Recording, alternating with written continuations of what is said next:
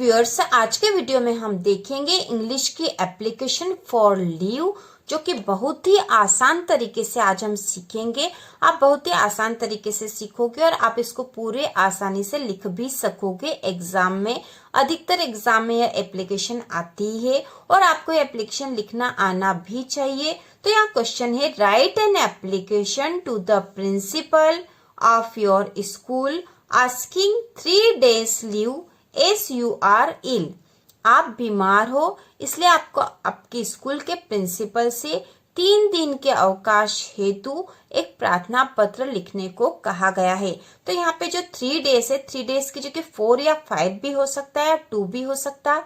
तो जितने भी दिन की एप्लीकेशन लिखना हो उतने ही दिन हमको यहाँ पर लिखना होगा आंसर में।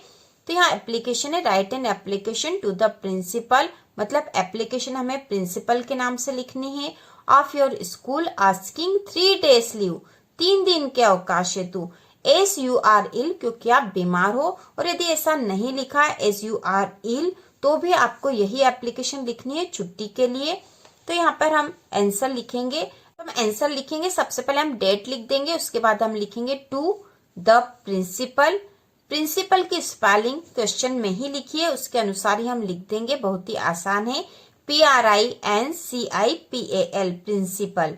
To the principal government, GOVT, government higher secondary, H करके बिंदु, HS करके बिंदु, school, government higher secondary school, या फिर आपके स्कूल का जो भी नाम है आप यहाँ वो लिख दोगे, भोपाल। उसके बाद हम लिखेंगे सब्जेक्ट, SUBJECT, सब्जेक्ट। यह एप्लीकेशन में लिखना अनिवार्य है। यहाँ पर 2 के बाद हम यहाँ पर द प्रिंसिपल, उसके बाद स्कूल का नाम लिखेंगे, उसके बाद हम नीचे की लाइन से लिखेंगे सब्जेक्ट, SUBJECT, सब्जेक्ट मतलब किस विषय पर हम एप्लीकेशन लिख रहे हैं। तो यहाँ हमें 3 दिन के अवकाश हेतु लिखना है, इसलिए हमने सब्जेक्ट में लिखा है N application for 3 days leave.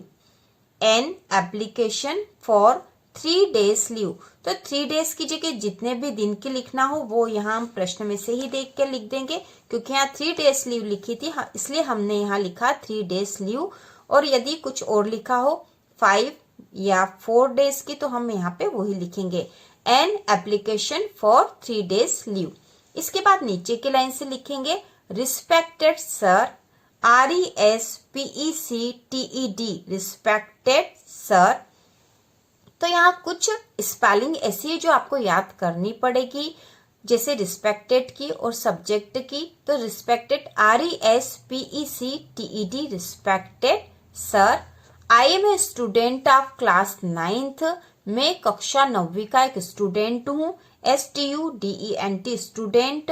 I am a student of class 9th।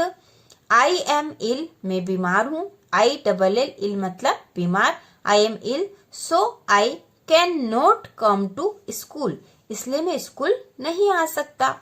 For 3 days, 3 दिन के लिए। आई वॉन्ट 3 days लीव, मैं 3 दिन का अवकाश चाहता हूँ। Kindly grant me leave and oblige, मुझे 3 दिन की छुट्टी देने की कृपा कीजिए। इसके बाद हम नीचे लिखेंगे थैंकिंग यू, और उसके बाद योर ओबीडियंटली। तो ओबीडियंटली की भी स्पेलिंग हमें याद करनी पड़ेगी। और यहाँ जो ऊपर हमने लिखा था I want 3 days leave, kindly grant मी, तो हमें KINDLY, kindly, GRANT, grant me leave, and oblige की स्पेलिंग याद करनी पड़ेगी, OBLIGE, ओब्लाइज। इसके बाद थैंकिंग यू, योर ओबीडियंटली मतलब आपका आज्ञाकारी, OBEDIENTLY, ओबीडियंटली। उसके बाद यहाँ नेम लिखना है, अपना नाम, और यहाँ पे क्लास मतलब कक्षा आ जाएगी। तो बहुत ही आसान है यह, कुछ ही स्पेलिंग यदि आप याद कर लोगे तो आप ये एप्लीकेशन आसानी से लिख दोगे, 1 या 2 बार पढ़ के। तो फिर से देख लेंगे, to the principal government higher secondary school Bhopal, subject an application for 3 days leave. Respected sir, I am a student of class 9th.